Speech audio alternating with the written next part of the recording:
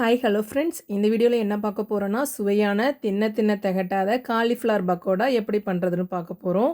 பக்கோடாவுக்கு தேவையான காலிஃப்ளவரை ரொம்ப சின்னதாகவும் இல்லாமல் பெருசாகவும் இல்லாமல் மீடியம் சைஸாக கட் பண்ணி எடுத்துக்கோங்க.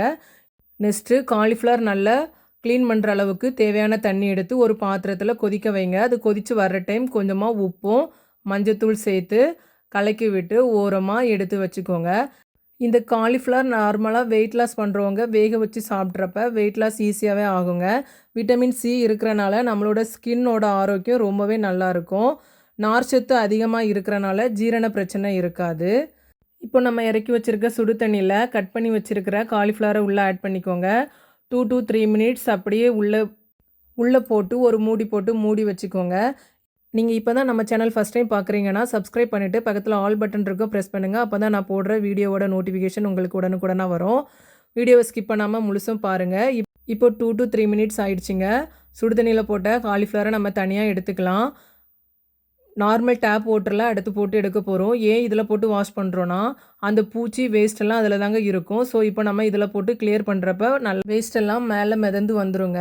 அகெயின் ஒரு ஃபில்ட்ரு யூஸ் பண்ணி தண்ணியை நீங்கள் தனியாக வடிகட்டிக்கிட்டு காலிஃப்ளவரை தனியாக எடுத்து வச்சுருங்க. ஒரு 5 மினிட்ஸ் ஆகுங்க, நல்லா ட்ரை ஆகணும்.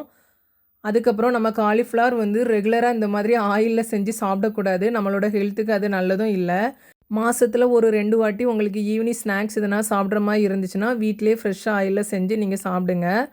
ஹெல்த்துக்கு நல்லது. இல்லைனா நீங்கள் குழம்பு குருமா அந்த மாதிரி வச்சு காலிஃப்ளவர் எடுத்துக்கலாம். வேக வச்சு கூட நம்ம தனியாக சாப்பிட்றது நமக்கு ஹெல்த்துக்கு ரொம்பவே நல்லது தாங்க. இப்போது இந்த பக்கோடாவுக்கு தேவையான மசாலா என்னென்னு பார்த்துக்கலாம். அரிசி மாவு 2 ஸ்பூன் எடுத்துருக்கிறேன். கார்ன் பவுடர் 2 ஸ்பூன் எடுத்துருக்கிறேன். இந்த ரெண்டுமே ஈவனாக தான் எடுக்கணும். கடலை மாவு பாதிக்கு பாதி தாங்க, 1 ஸ்பூன் தான் எடுத்துருக்கிறேன். இது தாங்க ரேஷியோ. நீங்களும் உங்களோட குவான்டிட்டிக்கு ஏற்ற மாதிரி எடுத்துக்கோங்க. ஆனால் அரிசி மாவு கார்ன் பவுடர் ஈவனாக இருக்கணும். கடலை மாவு பாதிக்கு பாதி இருக்கணும்.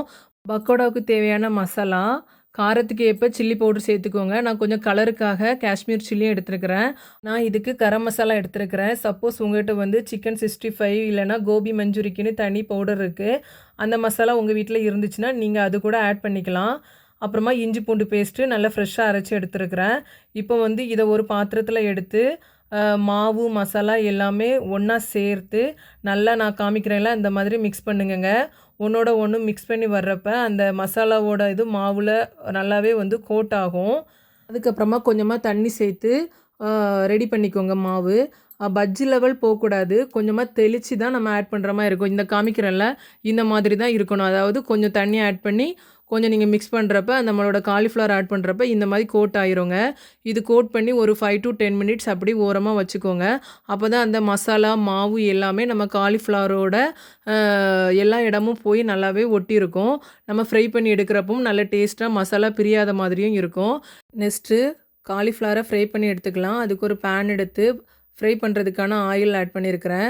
ரொம்ப லோ ஃப்ளேம்லேயும் இருக்கக்கூடாது, மீடியமாகவும் இருக்கக்கூடாதுங்க. ஹை ஃப்ளேமில் வச்சு தான் நம்ம பக்கோடா பண்ண போகிறோம். எண்ணெய் நல்லா காஞ்சி வந்ததும், அதாவது நம்ம காலிஃப்ளவர் உள்ளே ஆட் பண்ணுறப்ப நல்லா பொரியிற மாதிரி இருக்கணும். அப்போ தான் நல்லா கிறிஸ்பியாக வருங்க. ரொம்ப ஸ்லோ ஃப்ளேமில் வச்சு நீங்கள் காலிஃப்ளவர் ஆட் பண்ணிங்கன்னா அது ஒரு மாதிரி வதக்குன்னு இருக்கும். கூட்டு பொரியலில் சாப்பிட்ற மாதிரி இருக்கும். டேஸ்ட் இருக்காதுங்க.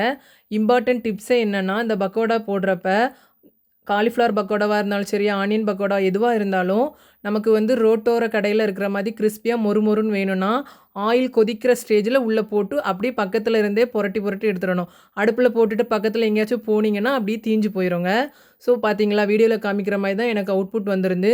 ரொம்பவே டேஸ்ட்டாக நல்லா இருந்து 10 நிமிஷம் தாங்க, அவ்வளோமே காலி ஆகிடுச்சு. நீங்களும் இந்த ரெசிபி ட்ரை பண்ணிவிட்டு எப்படி இருந்துங்கிறத எனக்கு கமெண்ட் பண்ணுங்கள். Tata, bye bye.